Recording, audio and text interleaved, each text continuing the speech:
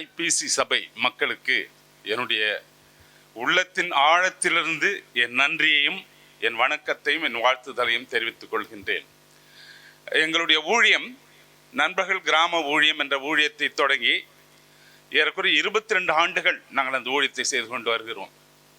எங்களுடைய ஊழியம் கிறிஸ்தவர்கள் மத்தியில் அல்ல,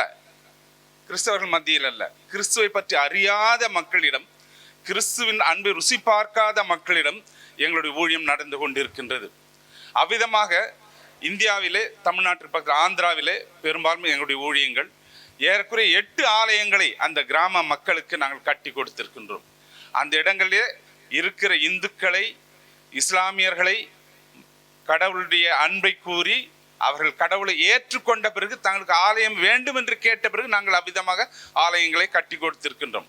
ஒவ்வொரு இடத்திலும் ஒவ்வொரு கிராமத்திலும் நாங்கள் சென்று ஏறக்குறைய 3 ஆண்டுகள், ஒரு சிலர் 4 ஆண்டுகள் கூட தொடர்ந்து அவர்களை கிறிஸ்துவுக்குள்ளாக வழி நடத்துவோம். அதற்கு பிறகுதான் அவர்கள் கிறிஸ்துவின் அன்பை அவர்கள் ருசி பார்த்த பிறகுதான் அவர்களுக்கு ஆலயங்களை நாங்கள் கட்டி கொடுப்போம்.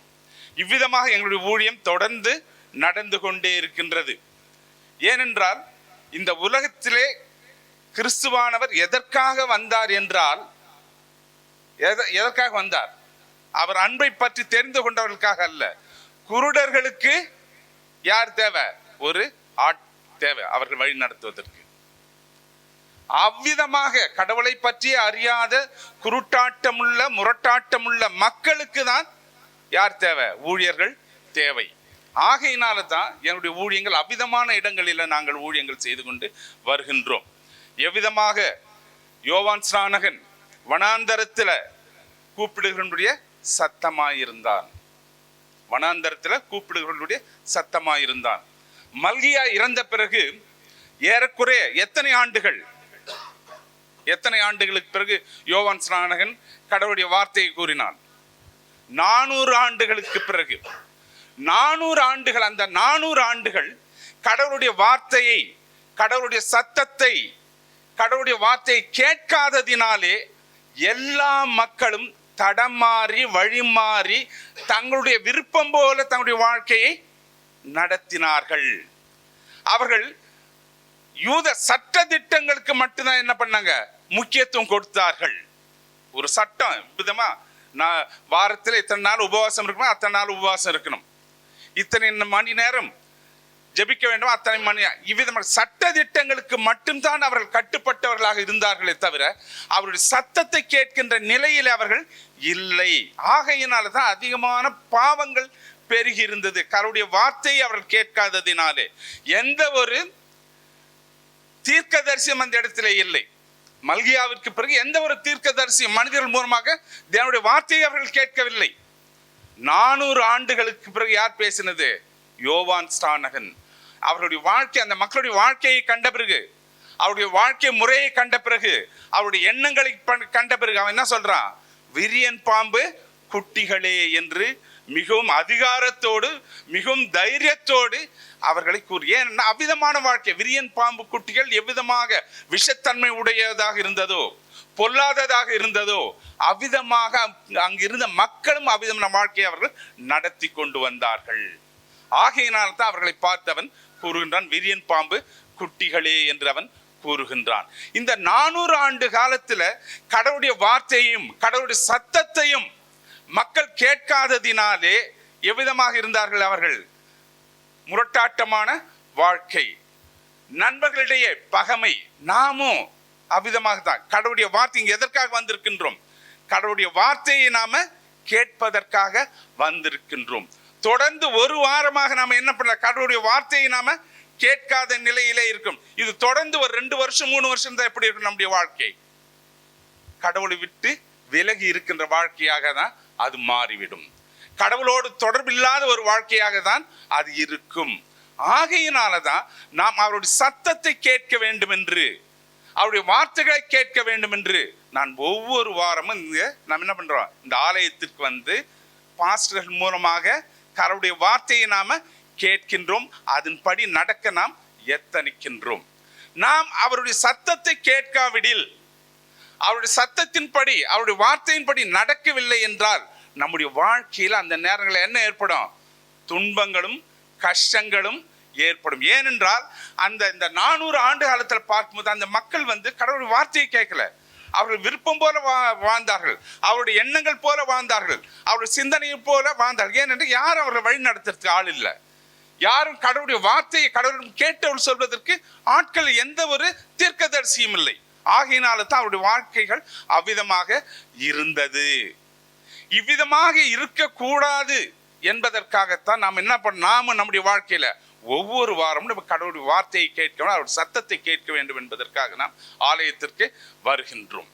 இந்த ஆலயத்திற்கு நாம் என்ன பண்றோம்? அவருடைய சத்தத்தை கேட்டு அதன்படியாக வாழ நாம் என்ன பண்றோம்? நினைக்கின்றோம், நாம் முயற்சிக்கின்றோம். அவருடைய வாழ்க்கை அவருடைய சத்தத்தை கேட்கவில்லை என்றால் நம்முடைய வாழ்க்கைகள் எவ்விதமாக இருக்கும்? கஷ்டங்கள் நிறைந்ததாகவும் மிகவும் வேதனை நிறைந்ததாகவும் இருக்கு. நம்முடைய எண்ணம் போல வாழ்ந்தால், பழைய ஏற்பாட்டின் காலத்துல நகோமி என்ன பண்றாங்க? யூதாவில் வாழ்ந்து கொண்டு இருக்கின்றார்கள். நகோமி அவர் கணவனும் எலிமெலேக்கும் அங்கிருந்து என்ன பண்றாங்க? பெரும் பஞ்சம் ஏற்படுகின்றது. அந்த யூதாவிலே பெரிய பஞ்சம். அவர்கள் என்ன பண்றாங்க? கடவுளை நோக்கி பார்க்கல. அந்த நேரத்துல என்ன பண்றாங்க? தங்களுடைய எண்ணங்களின் படியும் தங்களுடைய சிந்தனை தன் கண் பார்வைக்கு ஏற்ற வகையில எது செழுமையாக இருந்தது? மோவாபை.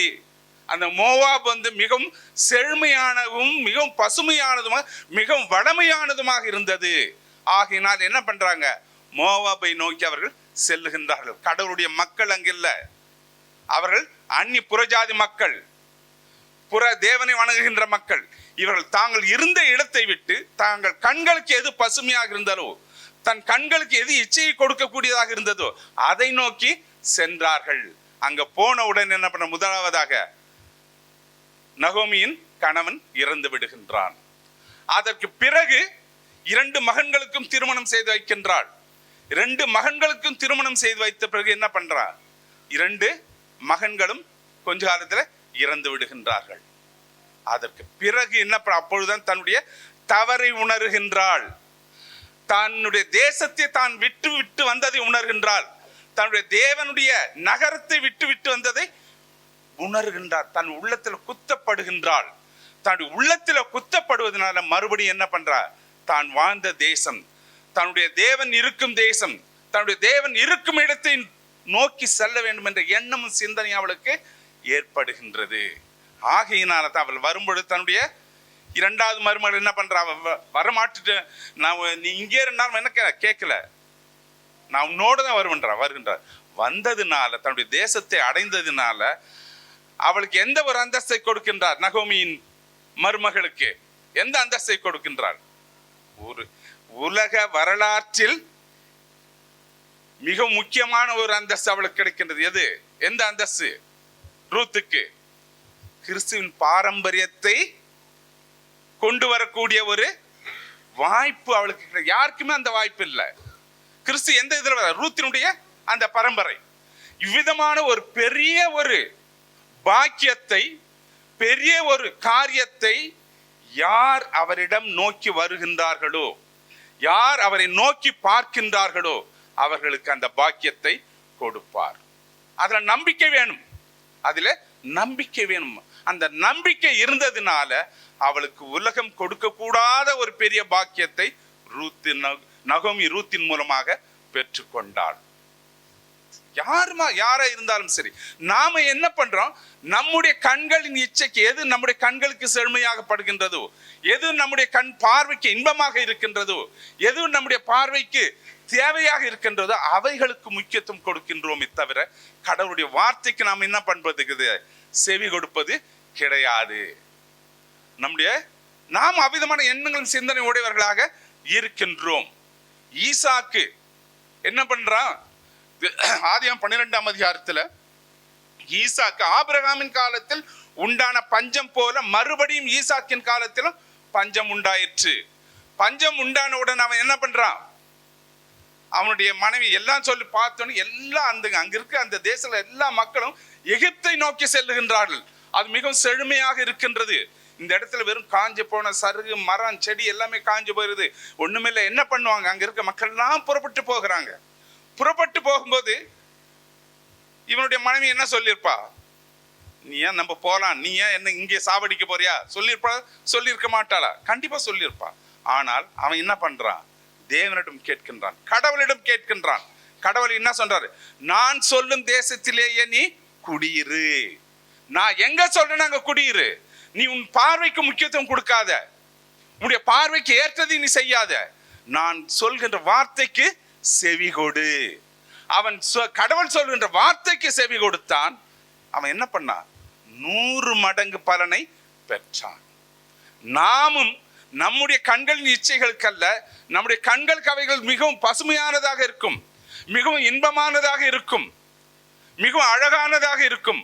ஆனால் எப்பொழுது நாம் கடவுளுடைய வார்த்தையின்படி, கடவுளுடைய சொல்லின்படி நாம் கேட்கின்றோமோ அப்பொழுது நம்ம என்ன பண்ணுவோம்? அதிக பயனை பெற்றுக்கொள்வோம், பரம வாழ்க்கையை நாம பெற்றுக்கொள்வோம். அவருடைய வார்த்தைகளை நாம் கேட்கணும். ஒரு சில நேரங்களில் நம்முடைய எண்ணங்களும் சிந்தனைகள் என்ன பண்றது கிடையாது, அவருடைய வார்த்தைகளை கேட்பதற்கு இடம் கொடுப்பது கிடையாது. ஏனென்றால் மனிதனுடைய சரீரமோ பலவீனமான சரீரம், நம்முடைய சரீரம் பலவீனமான சரீரம். ஆகையினால நாம் என்ன பண்ணணும்? தூய ஆவியானவர், பரிசுத்த ஆவியானவரின் துணையை நாம் நாட வேண்டும். நம்முடைய பலவீனங்களை வெல்ல வேண்டும் என்றால், நம்முடைய சுய காரியங்களை வெல்ல வேண்டும் என்றால் யாருடைய துணை வேண்டும்? தூய ஆவியானவரின் துணை வேண்டும். எப்பொழுது பரிசுத்த ஆவியானவரின் துணை இருக்கின்றதோ, எப்பொழுது பரிசுத்த ஆவியானவர் நம்மோடு இணைந்து இருக்கின்றாரோ, அப்பொழுது என்ன பண்ணுவார்? நாம் எல்லா காரியங்களையும் வெல்லக்கூடிய அந்த பலத்தை நமக்கு கொடுப்பார். நம்முடைய பலத்தினால் எதையும் வெல்ல முடியாது, நம்முடைய எண்ணங்களினால் எதுவும் வெல்ல முடியாது, நம்முடைய ஞானத்தினாலே எதுவும் வெல்ல முடியாது. தூய ஆவியானவரின் பலத்தினாலும் கிறிஸ்து இயேசுவின் கிருபையினால் மட்டுமே நாம் என்ன பண்ண முடியும்?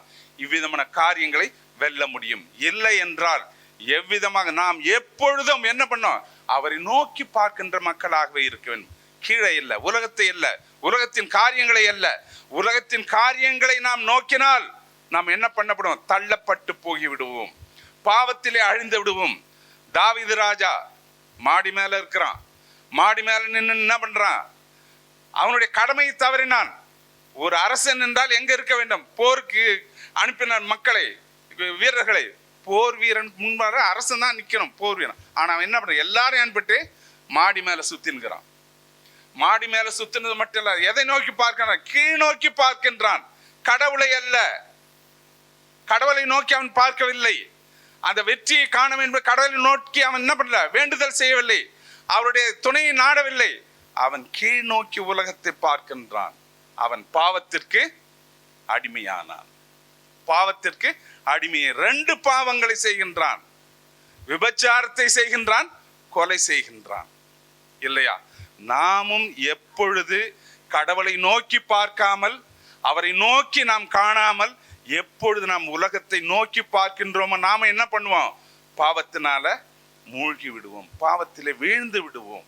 ஆகையினால எப்பொழுதும் நம் கண்கள் அவரை நோக்கி காண்கின்றதாகவே இருக்க வேண்டும், அவரை நோக்கி பார்க்கின்றதாகவே இருக்க வேண்டும். அதற்காகத்தான் ஒவ்வொரு வாரமும் என்ன பண்றோம்? ஆலயத்திற்கு வருகின்றோம்.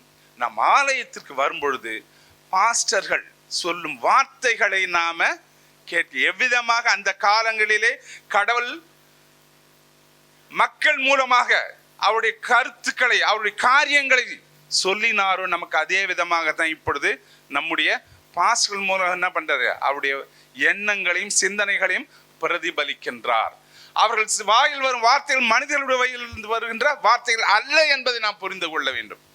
அவருடைய வாயிலிருந்து வருகின்ற ஒவ்வொரு வார்த்தைகளும் தூய ஆவியானவரின் துணை கொண்டு மிகவும் பலத்தோடு வருகின்ற வார்த்தைகள்.